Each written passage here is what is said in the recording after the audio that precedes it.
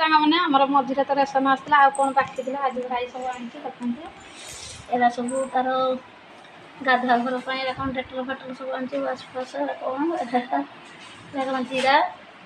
ଦେଖ ଡବଲ ହରିଣ ସୋରିଷ ତେଲ ଆମର ଏଇ ତେଲ ଖାଉଛି ଡବଲ ହରିଣ ବ୍ଲିଚିଂ ଚିନି ଅଟା ଲୁଣ ଆଉ କ'ଣ କଫି ବୋଧେ ଅଣ୍ଡା ମୁଣ୍ଡ ରଙ୍ଗ ଯେଉଁ କଫି ଖାଉଛି ଏହା ହେଉଛି ଭୀମ ବାସନ ଓଜା ଇଏ କ'ଣ ଆଳୁ ଉଲି ମାନେ ଭାଉଜ ରଖୁଛନ୍ତି ଆମର ଆସିଥିଲା ଆଉ ଯାହା ବାକି ଥିଲା ପୁଣି ଆସିଲା ଆଉ ମାସକୁ ତ ରେସନ ଥରେ ନହେଲେ ହେଉନି ମାସ ଯାକରେ ତଥାପି ଏତିକି ପାଉନି ଆହୁରି ଆସୁଛି ଏଇଥିବ ତ 2000-1500 ନେଇଥିବ ବେଶୀ ତେଲଟା ତ ଆଗ ନେଇଥିବ 5 କିଲୋ ଦିହା ତ ପଇସାର ଆଳୁ ଉଲି ଆମର ଆସିଗଲା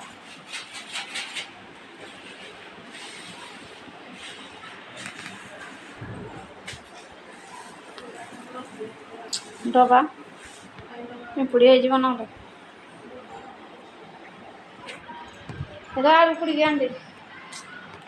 ଆଳୁ ପୁଟା ରେଡ଼ି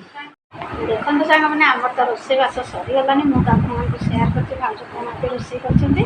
ଆଉ ସାନ ଭାଇ ଯାଇଥିଲା ମାର୍କେଟରେ ଯେ ଷ୍ଟେସନ ଧରିକି ଆସିଲା ଆଗରୁ ଆସିଥିଲା ଆଉ ଅଳ୍ପ ଥିଲା ଯାହା ଧରିକି ଆସିଲା ମୁଁ ଆପଣଙ୍କୁ ସେୟାର କରିଛି ଆଉ ଭାଉଜ ଏବେ ଖାଇବାକୁ ଦେବେ ହାପିକି ତାପରେ ଭାଇ ତାପରେ ବାପା ତାପରେ ଭାଉଜ ମୁଁ ବି ଖାଏ ଆଉ ମୁଁ କହିଲି ଖାଇବା ତ ହେଇନି ରେଡ଼ି ଆଉ ଭାଉଜ ତ ସେପଟେ କ'ଣ କାମ କରୁଛନ୍ତି ମୁଁ କହିଲି ଯାଏ ମୋର ଟିକେ ଦରକାର ହେବା ଆଉ ସାଙ୍ଗମାନଙ୍କ ସହିତ ଟିକେ କଥା ହେବା ଦେଖନ୍ତୁ ସାଙ୍ଗମାନେ ଏବେ ତ ବର୍ଷା ଦିନ ଚାଲିଛି ଆଉ ହାତକୁ ତ ଟିକେ ଥଣ୍ଡା ହେଇଯାଇଛି କାଲି ମେଡ଼ିସିନ ଖାଇଛି ତାପରେ ଭାଉଜ ଆଜି ଛିଙ୍କିଲେନି ଜାଣିଥିବେ ଘରେ ଯଦି ଜଣକୁ ଥଣ୍ଡା ହେବ ଥଣ୍ଡାଟା ଏମିତି ଗୋଟେ ଜିନିଷ ଭାଇରାଲ ସମସ୍ତଙ୍କୁ ପରିବାର ମୋତେ ଟିକେ ଭଲ ଲାଗୁନି ମେରମେରା ଲାଗୁଛି ଦେଖନ୍ତୁ ମୋ ଥରେ କିନ୍ତୁ ସଳସୀମା ଯେଉଁଟା କ'ଣ ସଳସୀମା ଯେ ଶୀତୁଳିଆ କ'ଣ ହେଇଛି ଶୀତୁଳିଆ ଦେଖନ୍ତୁ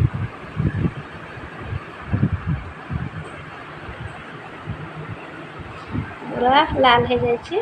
ଆଉ ପିଡ଼ା ହେଉଛି ଖାଇପାରୁନି କିଛି ପିଡ଼ା ଲାଗୁଛି ଆଉ ଏଇ ବର୍ଷା ଦିନ ତ ଏମିତି ଆସିଲେ ହେବ ଥଣ୍ଡା ଜ୍ୱର ଆଉ ଭଲ ଲାଗୁନି କିଛି ହଠାତ୍ ଏମିତି ଆଗ ଅଠଟା କୁଣ୍ଡେଇ ହେଲା କୁଣ୍ଡେଇ ହେଲା ପରେ ପିଡ଼ା ଲାଗିଲା ପରେ ଏମିତି ହେଲା ଶୀତୁଳିଆ ତାକୁ ନଡ଼ିଆ ତେଲ ନହେଲେ ଗୁଆ ଘିଅ ଯଦି ଦେଇଦେବେ ତାହେଲେ ଶୀଘ୍ର ଭଲ ହେଇଯିବ କିନ୍ତୁ ମୁଁ କିଛି ଦେଉନି ଟିକେ ହେଳିସିଆ ହେଇଯାଉଛି ହଁ କିଏ ଲଗାଇବ ଅଟୋମେଟିକ୍ ତା ମନକୁ ଯିବ ଆଉ ଚାଲନ୍ତୁ ଆପଣମାନଙ୍କୁ ତ ସେୟାର କରିଦେଲି ଆଉ ମୁଁ ତ ଖାଇସାରି ଟିକେ ରେଷ୍ଟ ନେବି ଆଉ ଆପଣମାନଙ୍କ ଭିଡ଼ିଓ ଦେଖନ୍ତୁ ସପୋର୍ଟ କରନ୍ତୁ ଭଲ ପାଆନ୍ତୁ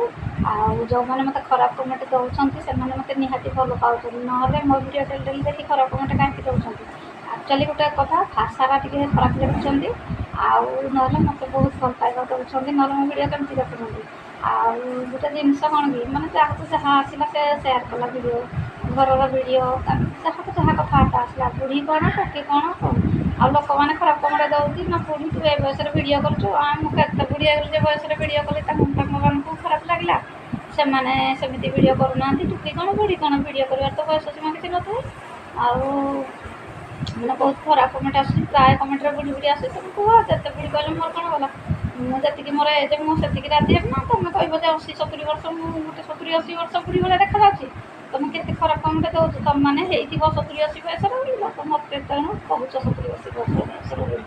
ଆକ୍ଚୁଆଲି ମୁଁ 70 ବୟସ 80 ବର୍ଷର ବୁଢ଼ୀ ଭଳିଆ ଦେଖାଯାଉଛି ଓହୋ ତମମାନଙ୍କ ଆଖିରେ ମୁଁ ବୁଢ଼ୀ ମୋତେ ଏତେ ହିଂସା କରୁଛ କ'ଣ ପାଇଁ ତମର କ'ଣ ମୁଁ ଦୋଷ କଲି ମୁଁ କିଛି ଦୋଷ କଲି ଯାହା ଭିଡ଼ିଓ ଲାଗିଲା ଭଲ ଲାଗିଲା ମୁଁ ଭିଡ଼ିଓ କଲି ମୋ ଇଚ୍ଛା ହେଲା ମୁଁ ଖୁସି ହେଲା ମୁଁ ଭିଡ଼ିଓ କଲି ତମ ଇଚ୍ଛା ହେଲେ ଭିଡ଼ିଓ ଦେଖିବ ନହେଲେ ନାହିଁ ତମମାନେ ଏତେ ଖରାପ କମେଣ୍ଟ ଦେବାର କ'ଣ ଅଧିକାର ଅଛି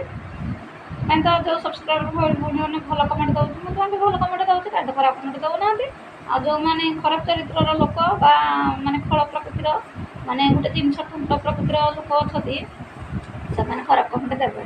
ସବୁ ମଣିଷ ଖରାପ କମେଣ୍ଟ ଦେବେନି ହଉ ଚାଲନ୍ତୁ ବେଶୀ ତ କରିଦେଲି ଭିଡ଼ିଓଟି ଏତିକିରେ ରଖିବା ଯଦି ଭଲ ଲାଗେ ନିଶ୍ଚିନ୍ତ ଲାଇକ୍ କମେଣ୍ଟ ସେୟାର ସବସ୍କ୍ରାଇବ୍ କରିଦେବେ ଭଲ ପାଇବେ ସପୋର୍ଟ କରିବେ ଚାଲନ୍ତୁ ଏତିକିରେ ଭିଡ଼ିଓଟି ରଖିବା ଭଲ ଲାଗିଲେ ନିହାତି ଭଲ ପାଇବ ସପୋର୍ଟ ଦେବେ।